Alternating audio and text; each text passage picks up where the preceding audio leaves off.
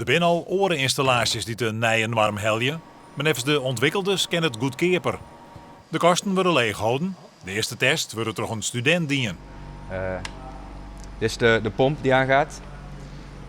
Vanuit deze ton pompt het water in het systeem.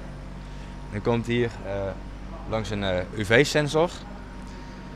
Wat het doel is eigenlijk om het zo goedkoop mogelijk en efficiënt mogelijk te doen. Want er bestaan technologieën die het ook kunnen. En wij willen het eigenlijk gewoon net een stukje slimmer doen.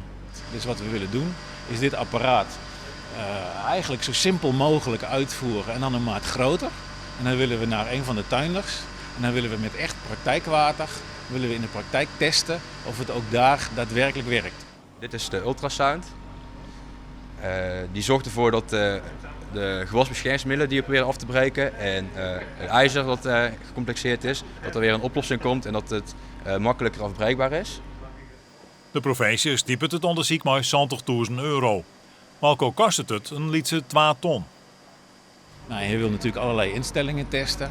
Nou, dat betekent dat bij elkaar dat een stevige kostenpost is. Wat je eigenlijk niet van een leverancier SEC of van een glastuinder kunt verwachten. Dus dat is de reden waarom de provincie Friesland heeft gezegd van wij gaan dit project financieel steunen. Het water wordt meerdere keren door het hele systeem pompt, daarna wordt het water aantapen.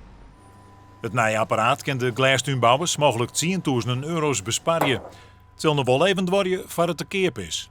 Maar om echt het proces te kunnen optimaliseren moeten we nog veel meer testen draaien en dan naar alle parameters apart kijken. En hoeveel testen dat gaan worden weet ik nog niet, maar het zijn er nog veel.